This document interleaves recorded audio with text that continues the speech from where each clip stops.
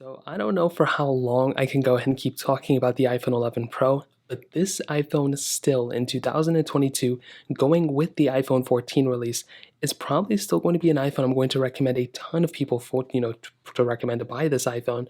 But the weird thing is that I'm just so excited to compare this iPhone against the iPhone 14s that are going to be coming out to showcase to you all, hopefully, I mean, if it's a good iPhone, to showcase that the iPhone 11 Pro still holds up very, very well against the iPhones that are about to be coming out. Now, one thing I want to go ahead and just explain to you right now is that even if, let's say, you want the best of the best iPhones, you want the best cameras, you want the best this and that, going for the iPhones 14s to 13s, those are the best iPhones. If you have all the money in the world, those iPhones are going to be better than this specific one right here. However, when you consider the value per dollar, this is the thing I have to keep explaining to you all. The value per dollar for an iPhone, like an iPhone, 11 Pro, is so high just because of how much capability and power you're still gaining from this iPhone, even though it's really not that expensive compared to the, latest and greatest. So if I go and type in 11 Pro on eBay, we can kind of get an idea of how expensive these phones are. Now you can see around here 484, 475. Realistically speaking, you can probably find these for around 400 if you're willing to negotiate a little bit. So if we go right here, here's an 11 Pro for 400, and they pretty much will cycle through. That's a bit odd, so that's not like what it is. There's a lot of them being sold all over the place, so I would say about 400 to 500.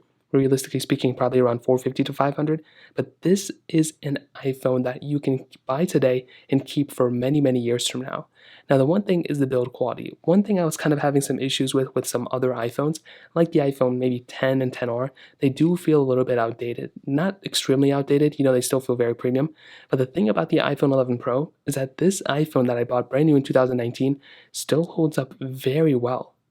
I have had a case on it since day one, but pretty much for the last 2 years, no case on it, and it still held up very well. It still feels like $1,000 phone, and it doesn't feel cheap. Like if I wanted to, I could still use this iPhone and be completely fine with it.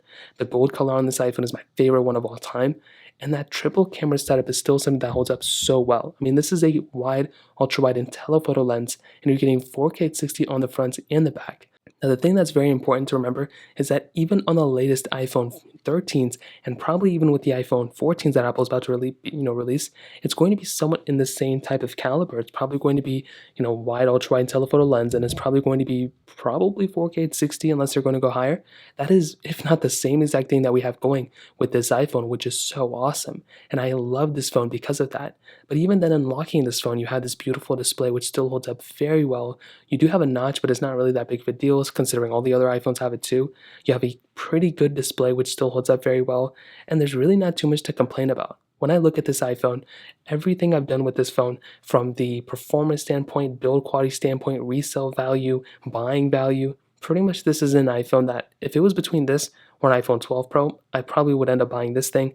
If it's between this and the 13 Pro, obviously the 13 Pro I'm going to have, but for the price per price per dollar, you're getting a very solid option here. And this is not a phone that you can buy today and feel like you have an outdated phone. Even though it's from 2019, it still holds up very well, and I'm a humongous fan of this specific device. So it's an excellent phone, and I'm still in love with it for sure. If you have any other thoughts or questions, please let me know in the comment section below. Hit the like button, that would mean so much, but definitely hit that subscribe button. More importantly than everything else, I love every single one of you guys. Hopefully I'll catch you guys in the next video. Peace out till then.